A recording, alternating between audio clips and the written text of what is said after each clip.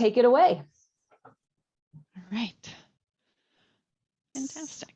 All right. Awesome. So thank you. Thank you, Marie. Thank you, Agile Denver North. We are super excited to be here tonight and share our information with you. So our talk is Little Things for a Big Impact to Culture. All right. So first off, who are we? So I'm Nicole Wilker. I am based out of Denver, Colorado. I am an Agile practitioner at Red Hat. I started my journey as a software engineer, moved through the .bomb, the .com, all the things where the world ended and what you thought you knew when you were coding ended. So then I moved into being a business analyst, a technical business analyst, Scrum Master, and then eventually through the world of Scrum and SAFe, and now I'm an Agile practitioner, which is basically an Agile coach at Red Hat, which actually is just super amazing. It's so great to work with teams and see how they're doing and bring them to their fruition of their transformation. I've been married to my wonderful husband, who is my lobster, for 17 years. I have a small dog named Paco. He's up there in the right-hand side. He's also behind me on the couch sleeping. Possibly he'll have a nice dream later. And I've made my way across the United States. I mentioned earlier when we were talking about the candy, I'm from Massachusetts. I went all the way to California, and then I came halfway back to Colorado. And I just found this shirt the other day, which is Agile. You keep using that word. I do not think it means what you think it means, which I thought was absolutely phenomenal. And that seems to be a lot of what my day is sometimes. So, Matt, over to you. Hello. So I'm Matt Takane. I'll just kind of like look to describe a lot of the things that I put up on this wall. I am born, bred, went to school, found my wonderful spouse, have my kids, and have moved around to 3 different houses, all in Virginia. I have I've traveled a lot around the world, but always end up finding myself back home in Virginia. I get all 4 seasons. I do love it here. I live basically like right at the foothills of the Shenandoah Mountains, so right in the Blue Ridge area in the Shenandoah Valley. Just absolutely great. 20 minutes from the Appalachian Trail. So if you have heard about that, that's like real close to where I am. You can see you're bragging, here. Matt. I'm interrupting. Now you're bragging. So keep going. You can see there. So that's my partner, my 2 lovely kids, my son Clark and my daughter Ada. One named after Superman and the other Ada Lovelace. So those are our superheroes of our family that we brought here. I started my career at IBM and I was a functional analyst. I found my way into test automation and really wanted to bring that world of test automation and all of the concepts that we were doing earlier in the development cycle of the teams. And so I ended up finding my way to a company called Amintra, which was a subsidiary of Red Hat. And from there, I found Scrum as this like iterative way to actually bring some of that conversation earlier into the life cycle, the development life cycle. And I found myself just loving the iterative manner and the way that it was actually like looking to have people over a process. Coming from a old school waterfall mentality, I always felt like we weren't masters of our own destination. And with Agile, right, we're actually giving and empowering the team to be owners of our lives, of the way that we want to kind of work. And so from there, I started doing Scrum Master stuff. I did become SAFe certified. I was an SPC for a while. I'm not an SPC 5. I stopped at actually the 4.3. Because one of the things that I found was that when I was working, I was actually working less within the SAFe organization. I was actually working with just evangelizing Agile, new ways of working, and really focusing in on the people, and the way that we want to work. It's not necessarily process as much as it is the way that we want to work. And embodying that, I helped create this open source project called Open Practice Library. And that's what you see on the top right.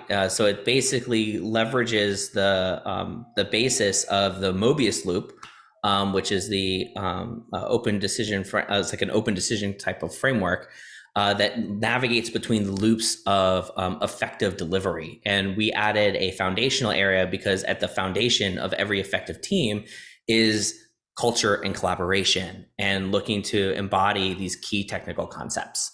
That's what upholds our ability to effectively navigate through delivery. As Nicole said, Amintra is now just Red Hat, right? We are all customer success inside of Red Hat. I'm part of a team called the Open Innovation Labs, to where we immersively work with teams to show them the art of the possible, to show them this is a way that you can look to work that really brings teams together and really change people's ways of thinking. Coming back all the way around to the very bottom, it's a little hard to see, a little hard to read because it's a little dark, but it looks like a whole bunch of boxes. I love gaming. So I'm a big board gamer, like actual physical board games. I did do video games in kind of like a prior life, but I really found that like having and feeling the physical aspects of board games has really been fun. It's really been more interactive, so that you can actually get to know people as opposed to just playing against my TV or yelling through a microphone at people that I've never met. I'd rather look to interact with teams and interact with people. So that's kind of where it is, kind of where I am. I'm just an evangelist at heart. Things that get me up in the morning is very much when people have this aha moment to where they link a learning opportunity and can really say, I can use this. I can use this in my life, even if it's something small, of like a new idea for an icebreaker or leveraging social contracts in a new way.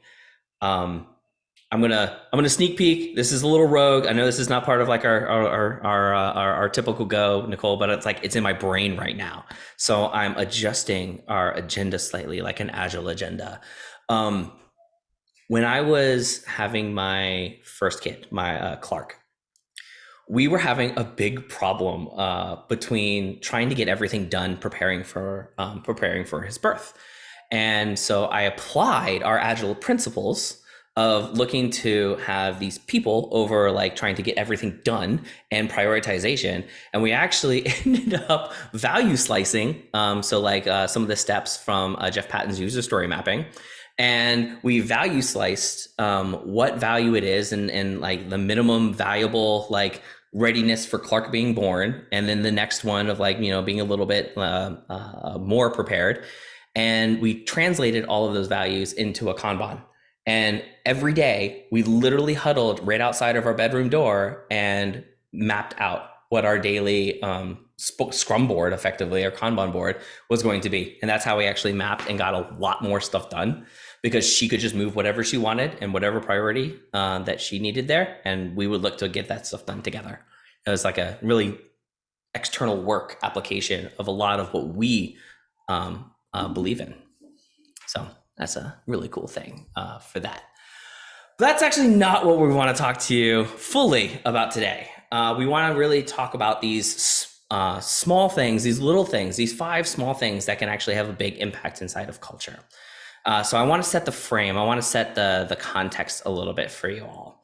Because over the past 2 years, and I understand past 2 years is pretty much like straight up COVID timeframe, but there's been a lot of articles from the Harvard Business Review and the multitude of thought leaders. If you look at Twitter, if you look at all the blogs that have been coming through, all of them are starting to focus in and bring to the forefront of people's minds how organization and company culture is everybody's responsibility. To have that culture that leaders envision, it begins with how people see leadership act and how they behave. It evolves from what they see and how they behave with each other, right? The company ends up motivating and uniting everyone to believe in company values. Now, how effective that is depends a lot on the company that you're there. But every company strives to have that healthy culture. And that healthy culture needs to change and grow over time. It's not something that is static. Nothing new, I'm not like giving you like brand new, like groundbreaking anything, but how a company ends up maintaining that good culture is really like building a skyscraper that is adaptable to the environment that it looks to withstand. Each new person that comes in, each new person that ends up exiting the company grows and evolves that culture. It changes what that culture is. So the question to leaders, to individuals like yourselves, what kind of culture is really good to work in? And how can we help create the one that we ultimately desire to work within? Now, Forbes did a bit of research in 2021 and found that in 2021, and so far it seems to be in 2022, that people that are seeking jobs look for strong company culture. They look for authenticity within the company, the employer. They look for something that reflects their personal values, and they look to prioritize employee well-being, right? We've talked for years about work-life balance, but work-life balance has taken on a new face, to where it's not necessarily how do you manage between the time that you're at work and the time that you're at home, but it's actually how can you make sure that you can bring your authentic self? How can you look to what is the company doing for the employees, not just necessarily what it provides as far as benefits are concerned. Now, all of those statements are pretty broad. They're broad in the words that we use, and most all companies would claim that they have this. But when you dig a little bit deeper into what these words are, companies that actually embody these attributes welcome dissenting ideas with open arms and open minds, such that they can look to evolve themselves. They provide time for all types of people, neurodivergent people, diverse opinions, geographical differences, so that these people can actually participate in decisions, in conversations, through actively seeking these opinions. They also welcome and encourage all people, and really set this psychologically safe environment so that people can can bring themselves without fear of retaliation or ridicule, right? And it's not something that they are forcing upon someone, saying that everyone should feel safe. They're actually going out and saying, do you feel safe? Like, do we have an environment to where we can have that kind of a conversation? And the associates can say yes, they can say no, they can have that open dialogue. But that safety is really what we want to create. Now that sounds like a good culture to me. Sounds like a good culture to Nicole, because we've had that conversation. And I hope it sounds like a pretty good culture that you would want to work within as well. And I'm really hoping that you've all seen that kind of a culture in a company that you've been with, in a team that you've been a part of. Because somewhere, even in a small pocket, companies have this kind of a culture that you can thrive within. And this kind of a culture is something that enables this certain level of agility in how a company can even adapt and change to the market, or a technological advancement or evolution of a product that they're looking to provide. A little nugget, just to round up my framing of like why this can be such an impactful thing, is something I'm pinching from the Society of Human Resources Management. And it's a company's policies, programs, and strategies, regardless of intentional desire, supports and develops its culture. I found that just an incredibly interesting statement, to where how a company identifies its processes, and regardless of what their desires, their intentionality behind them are, ends up developing the culture that they end up having. And so they need to be very clear about what these kinds of things are. Now, we're not here to evaluate companies. We're not here to say you are here on the DevOps maturity scale or matrix.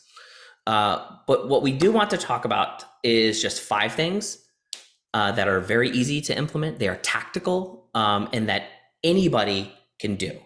And these are things that can help improve creating this culture that I just described for current, future employees, for future employers that you would be working for.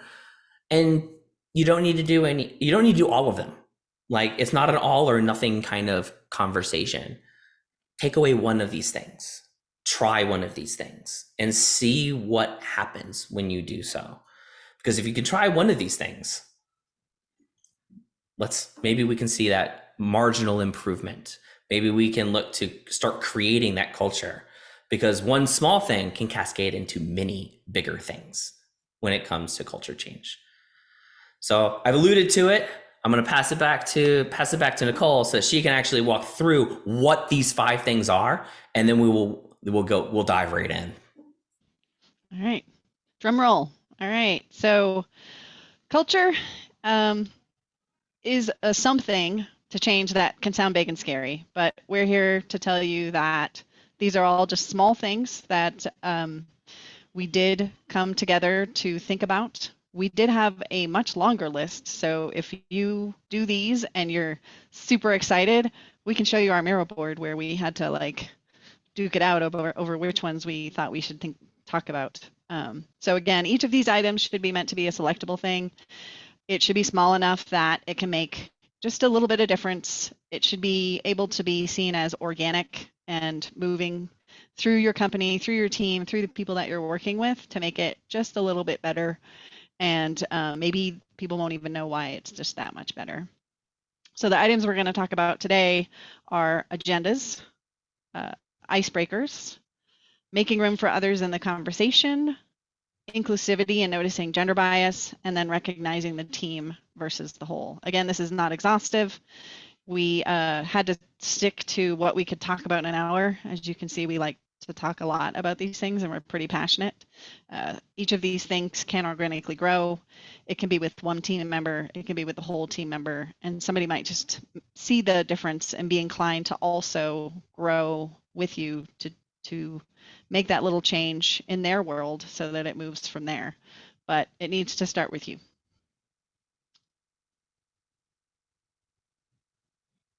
Mute. And the first one is around expressing the intent and purpose.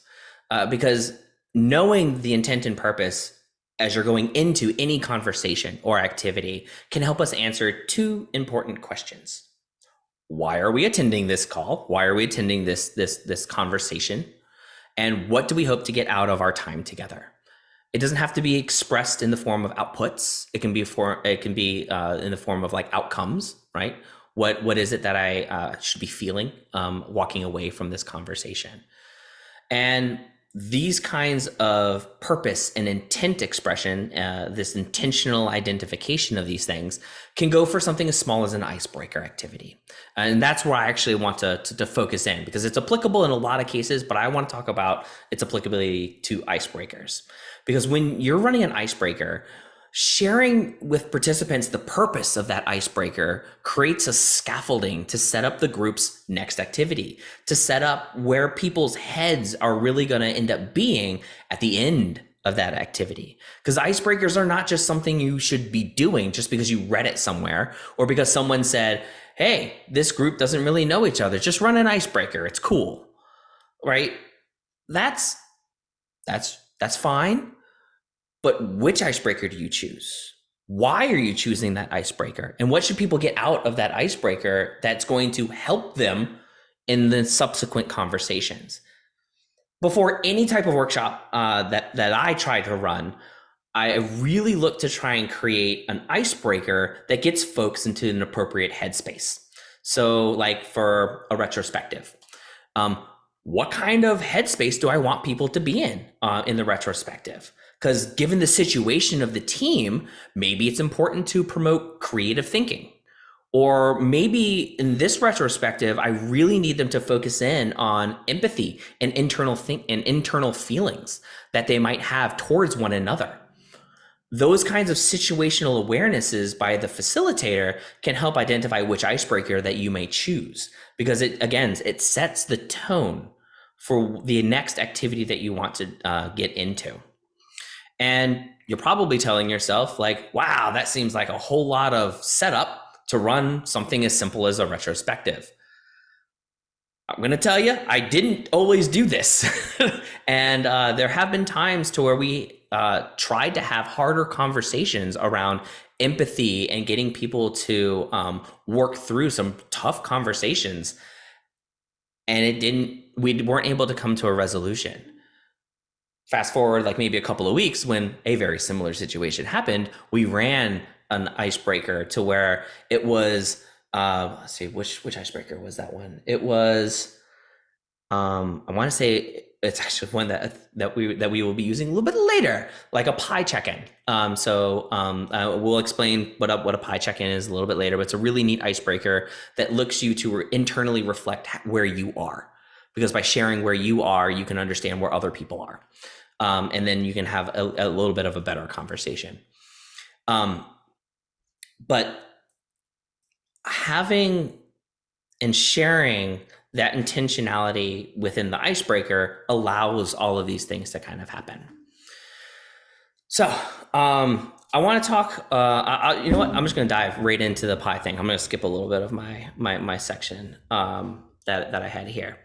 So pie check-ins is a really neat icebreaker to where people share their physical, their intellectual, or emotional state.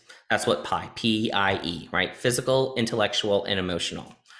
And you can share as deep as you really want. You can share one aspect of the pie, right? Because you don't need to have a full pie. You can have just a slice. And it's as deep as you feel comfortable. And it's usually led by by the facilitator, or maybe you look to do 2 people. And so that people can kind of get a feeling as to like what that actually is going to be. Because again, you don't need to include all 3 areas, but you're really looking to improve people's understanding of their current state. And then by listening, you can understand other people's state of minds when they're entering into a conversation.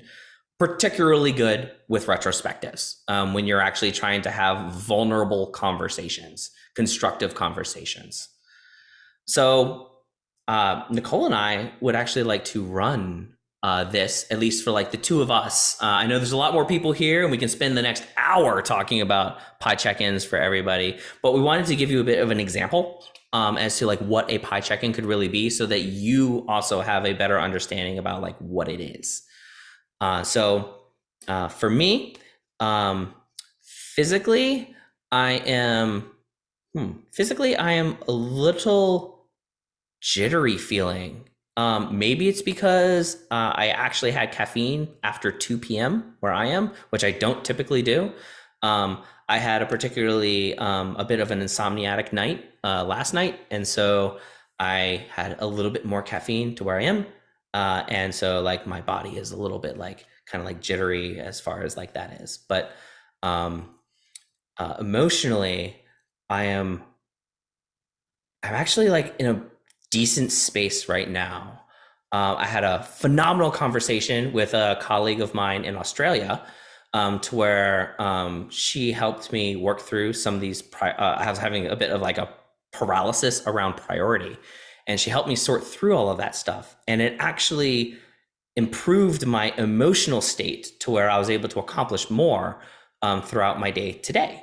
And then I was able to meet some of my new neighbors. And so that was also another thing that like was very happy for me. So I'm in a pretty good state emotionally for that. So Nicole, what does your pie look like? All right. So intellectually, I'm feeling pretty good. I've done some Agile assessments with some teams, and running through how all that works and gathering any information was pretty amazing. And then emotionally, I got some good news about something I was hoping to quote unquote win. And so it's going to be pretty amazing to be with some pretty smart people to learn some really cool stuff and really help my company out. So I'm a little bit pumped from that. So that's where I am. But if anybody else wants to play in the chat, please do. and just join us in the fun.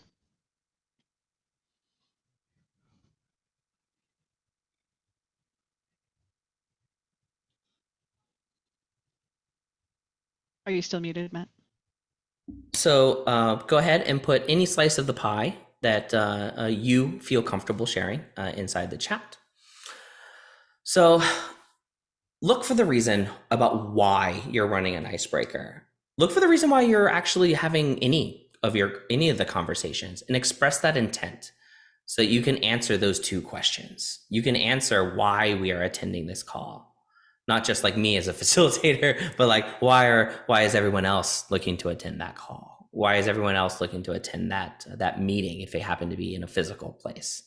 And what do we hope to get at the end of our time together?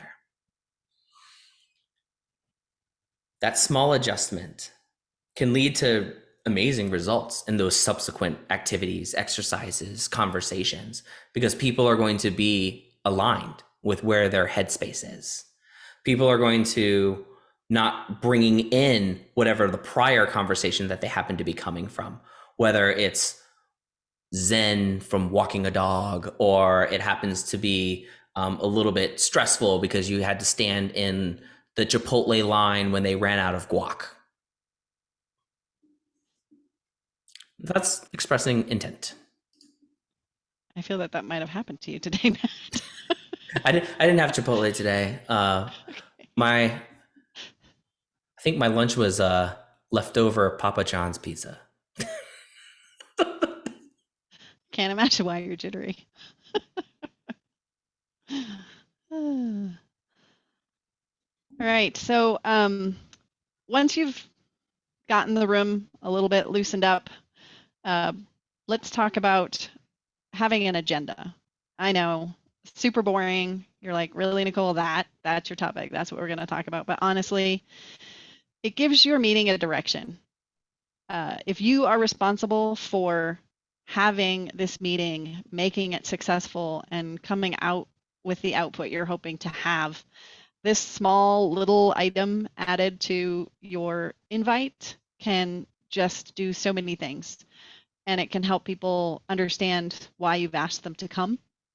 It can help them take time to look into what you are asking them to discuss. So I did some research, and it is stated that people are now in 23 hours a week of meetings on average. I can probably talk for myself and Matt that it's bigger than that for me. But back in the 1960s, you were at a max of about 10 hours in a week. And I'm kind of a little jealous of thinking about only having 10 hours of meetings in a day.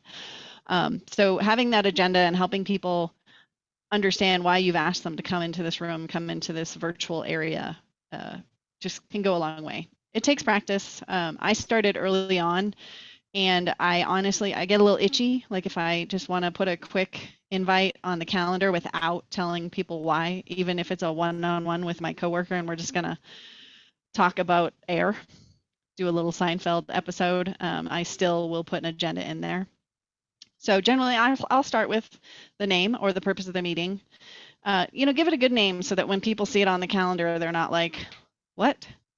Coffee Clatch? What does that even mean? But like something that really tells them why they're showing up. Give them a goal or an outcome. What are you hoping to accomplish in this time that you've brought them together? And then review that goal at the beginning and at the end so that you can see, have we made the progress we needed to? Do we need to schedule another meeting? Are we good to go? And we never have to talk about this topic again. However that works is great. If you want them to have some background of why the meeting is being called, sometimes there was a discussion had between maybe my boss and we need to pull somebody in for a conversation to expand on the idea. They need to know how this came up and what they need to bring with them. Then maybe have your outcomes and your goals at the end. What is that going to be based on the background? And then what other things would you like them to read, or what would help them understand why you brought them together and what's in the room? So what I like about agendas are I personally can be a marinator at times. So I need some, if it's a controversial topic or it's something that's hard to understand or it's big and ugly and hairy, I want some time to sit with it. I want to understand where we're coming from, where we're going to, what are the pros and cons. Another thing to be kind to your other coworkers is the psychological impact. Reducing cognitive overload. If you're expecting someone to, one, show up, that means at this point in time turning on their Zoom, maybe combing their hair, making sure they have pants on. You're expecting them to come and read and comprehend what they're reading, think and respond. That is a big ask. I know that we do it every day and we don't really think much about it, but that is a lot. That is a big ask. So it also allows the people that are coming to have time to think about what they want to do, not say something embarrassing. So, and the one final tidbit is if it's a repeating meeting and the facilitator can't come, the group can continue. Or if they can answer the questions and the goal, then they don't have to have the meeting. And that can be a big old bonus when you're trying to clear your calendar for others.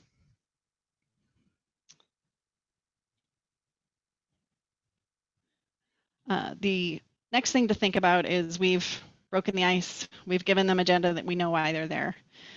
Let's talk about the environment within the meeting. And that can be in your virtual room, that can be in a real office, that can be any sort of those combinations. Once people have been given the idea to think about it, look around the room, whether it's virtual or not, and figure out how people are reacting to this conversation that you've placed in front of them. Do they look uncomfortable? Are they leaning in, whether or not it's in person or not? Are they interested? Are they multitasking? Are they looking at their monitors instead of looking at you and the camera and what you want them to do? The items on the agenda make a point. Think about the people that you've invited. Do you have a big talker? Are they generally taking over the conversation, or are they maybe a higher level and you want them to hold back? Sometimes I'll either ask beforehand for them to let others come in and have a say. Sometimes, depending on the situation, if I know them well enough, I'll say, hey, Matt, I know that you have a lot to add, but if you can just give us, maybe count to 10, and then add your piece, that would be really valuable to others that might need a little bit of thinking time or want to wait to hit that unmute button to come into what it is. Another option is to set the tone by being vulnerable. I'm always, my favorite phrase is, it's come to my attention. And that could be my own attention. I made it aware of myself, or somebody brought it to me beforehand. Nobody ever knows where it's come from, but I'm there to put it out there for them. And I'll also be willing to ask the silly question or the dumb question of like, what does that acronym mean again? I honestly have no shame, and people will understand that I'm doing it for the others in the room so that they don't have to ask that question. Or those that are speaking might have forgotten that we have a new attendee that may have not heard these words before, and helping them join the conversation. Another thing to think about is your global attendance. Take care with the colloquialisms that you use. If there's country-specific chat, you know, the normal football versus football. You want to make sure that if your language is not their language, not their first language, slow it down a little bit and allow them some time to comprehend what you've just said and be able to translate it in their head. Yeah, there's something to be said around the power of silence. We've kind of heard it stated every once in a while, but when you're looking to give some of the room and you're looking for people to respond, make sure the big talkers are able to also abide by some of that silence, but giving that silence allows other people that might feel a little hesitant to even come up to the room.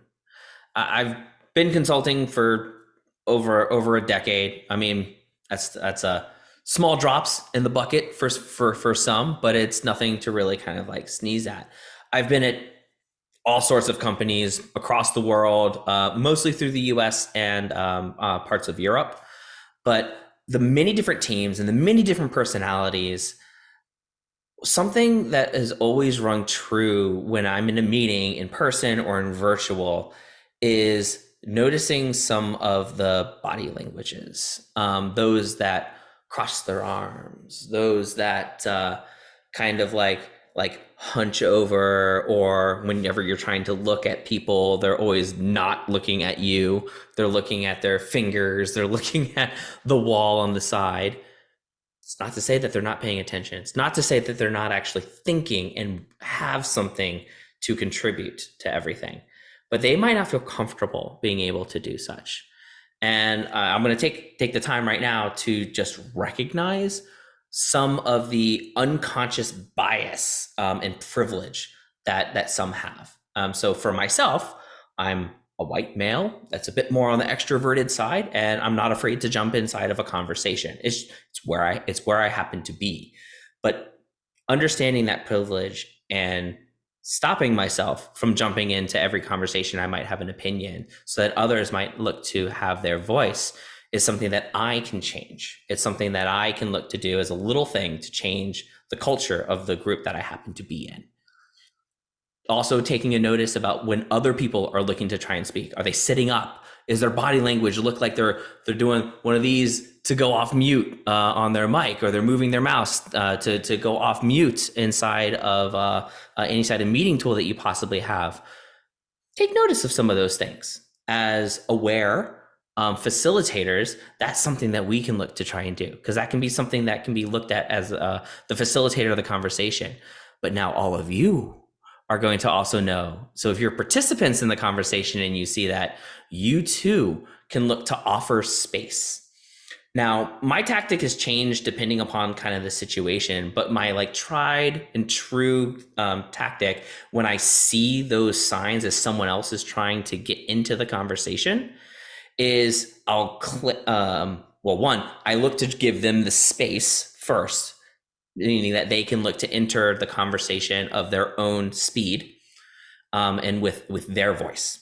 And if that's not possible, I actually will claim the floor through my own way, and then I'm going to introduce the next person and say, "Hey, I noticed that so and so was trying to go off of mute. Was there something that we missed or need to kind of go back to?" And you can call people out by name, or you can just say, "Hey, I just want to make sure that everyone was able to have a part inside the conversation. So I just wanted to make sure that we have an opportunity, facilitator, so that others can look to express their thoughts beyond," and then you can name the people who have already expressed their opinions, because then you open the space, right? You are looking to allow and give room for others in that conversation. So let's talk about something about also giving people some psychological safe areas, and that's identification of genders. Genders are ingrained in the way that we talk and the way that we view things. Phrases like fireman, mankind, even boys and girls have been leveraged to generalize groups of people. We use them all the time, and we don't give them any second thought about those words. And when we do use them, we make certain assumptions about the audience that we are actually addressing. I'm not here to debate the use of these words. They're commonly used, and that is something that is a decision. But I want to share some alternative ways that we can look to be more inclusive of all of our gender identities. Phrases like firefighter. More specific, it's exactly what they do, and it's non-gender specific. Now, you can use fire person, fire human. Fire human sounds a little bit odd as I'm actually trying to say this out there, but sometimes these words will actually be initially awkward when we look to use them. Can you, I have addressed groups of people as "thank you, all humans." Sounds really weird when you say that, or you hear it for like the first time, but I'm intentionally trying to choose words that are inclusive of everybody. We are all humans, right?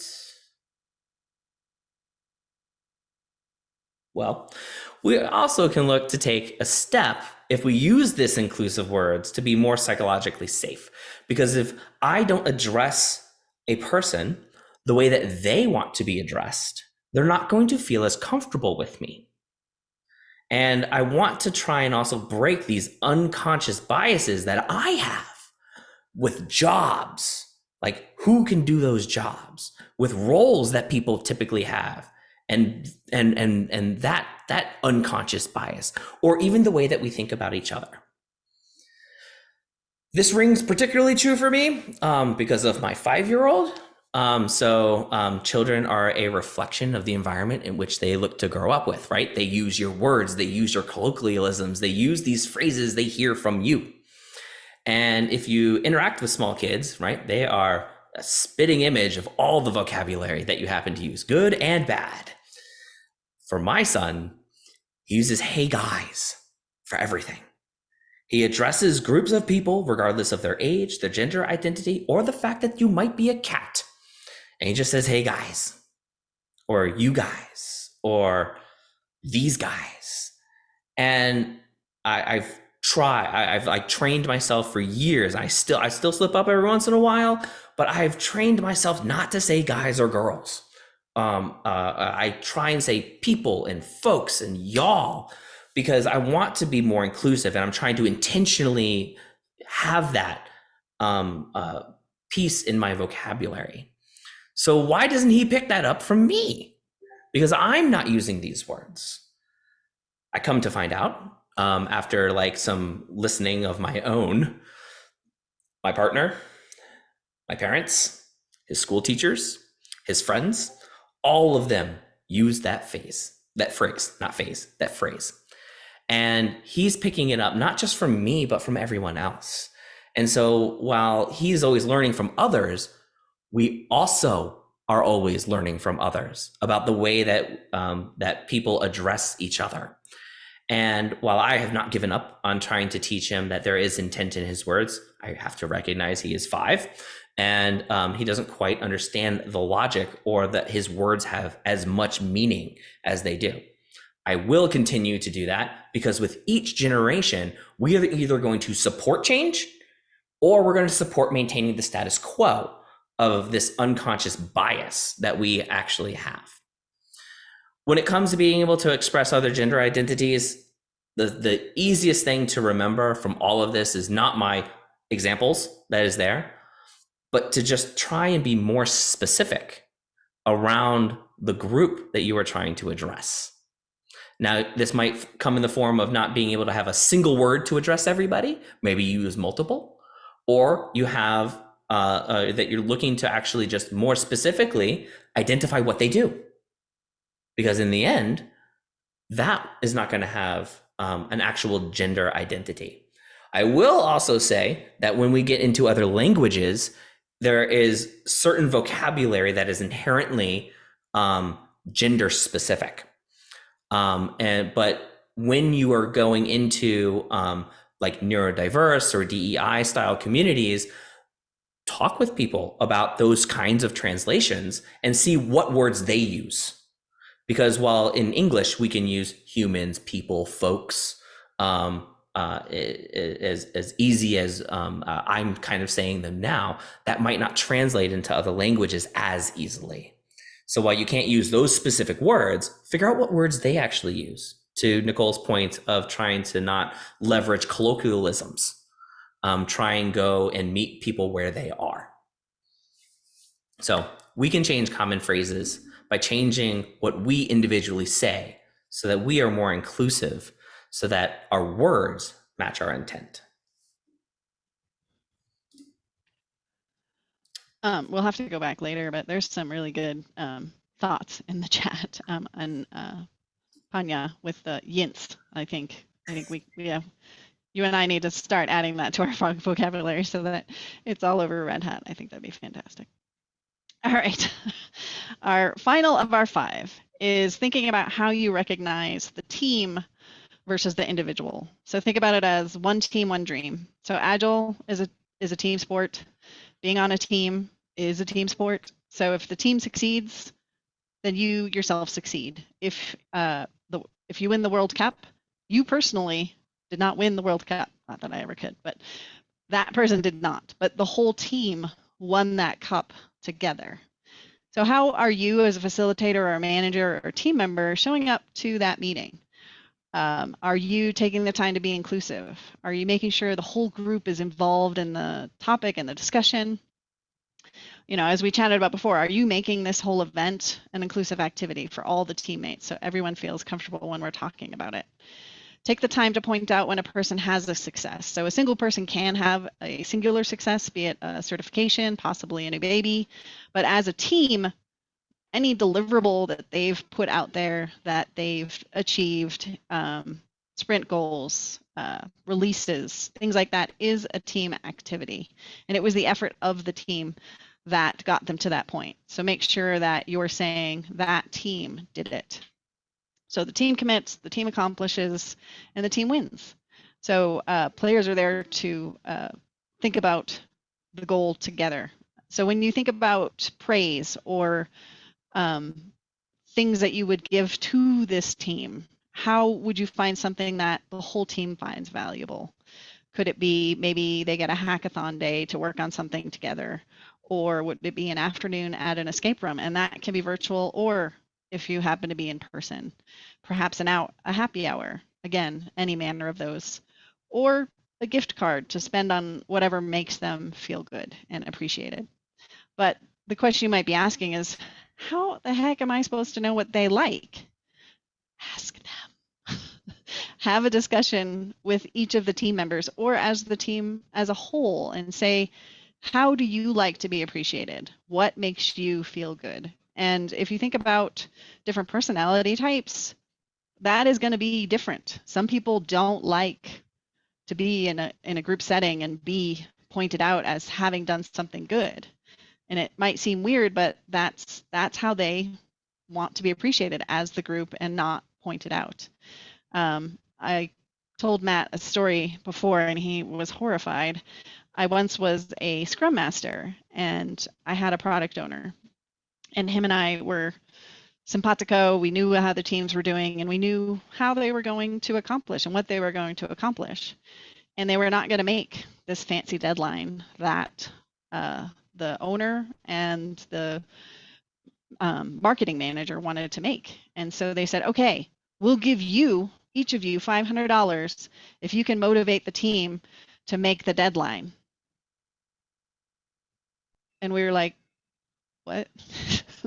So we said, okay. So we went to the team and we said, hey, what makes you all happy? What would make you, want to work longer or make a goal? And we talked through it and we came up with some things that might motivate them if they were able to make it. So that was also an opportunity to be the voice and understand that is not motivating. We are a team. We are working together toward a goal. So just remember to talk to your people, understand what motivates them, and think about ways to celebrate the wins with them. Anybody on the call here today, what have you seen as good appreciations for the teams that you've been on?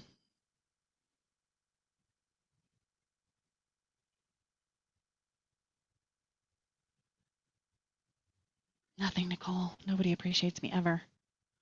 I'll tell a story. Okay. I was an engineer and I was relatively new, worked for HP, and they came to the experienced engineers and says, we have this project, we're going to work with this other team in Germany. Bottom line, what's the schedule? The engineers came back with a schedule at, June. And they said, no, we need it October prior.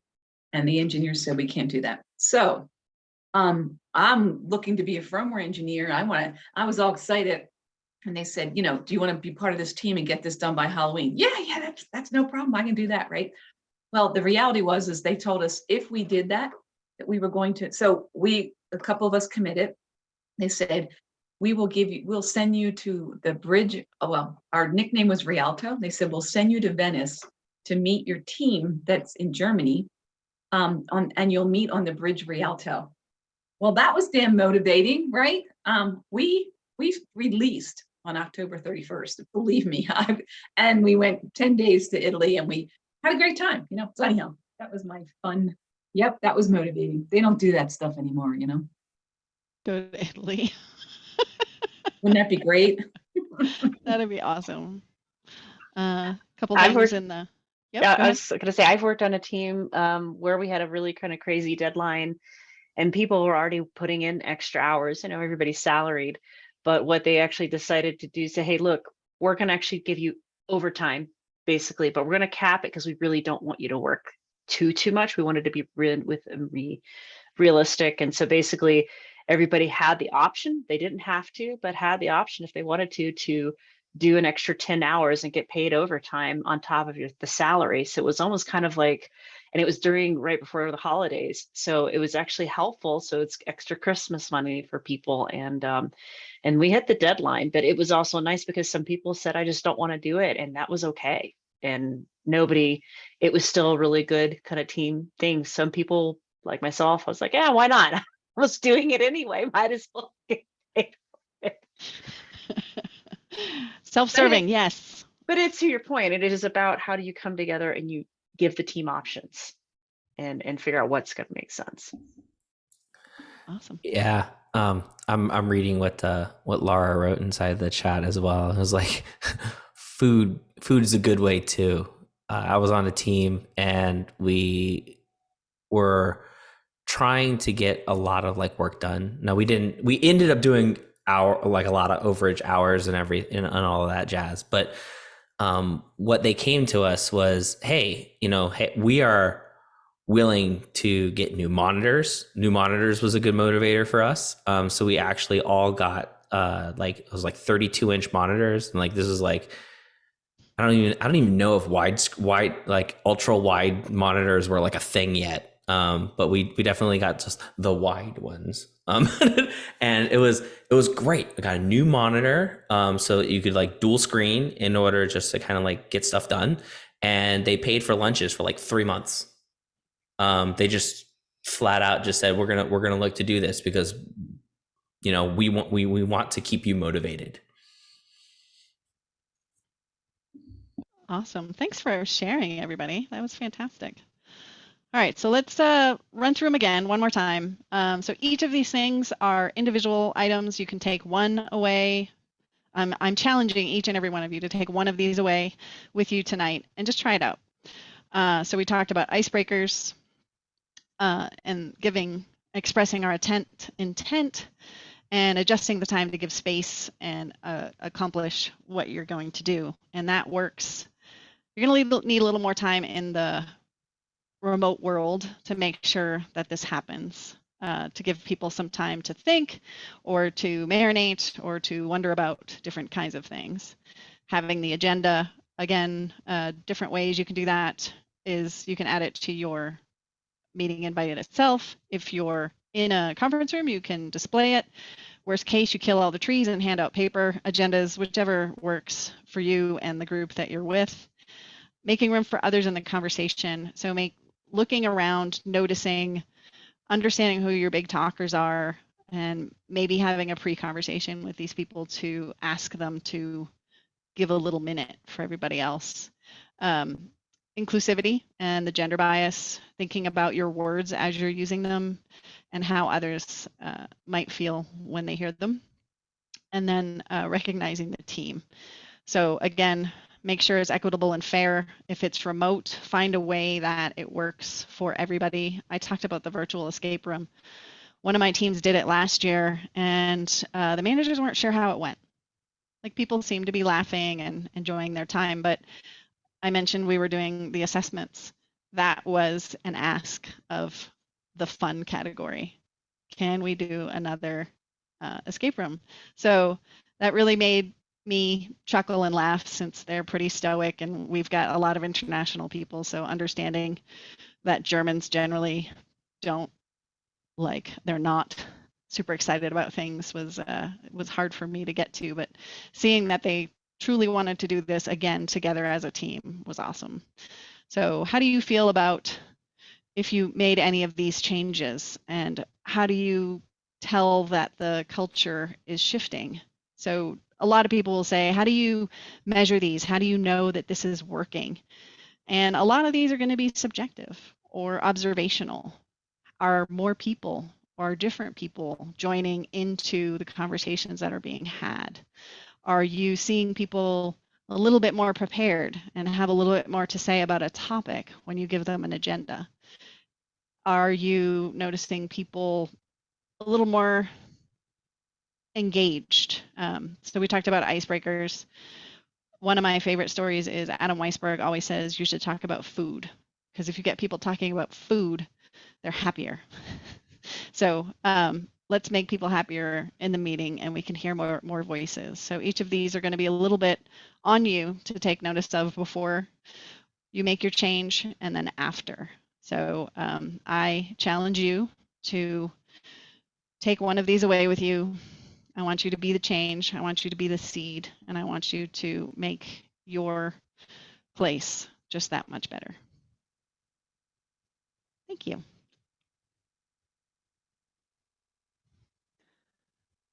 Questions, comments? Sorry, go ahead. Yeah, I was just going to say, any questions? Comments?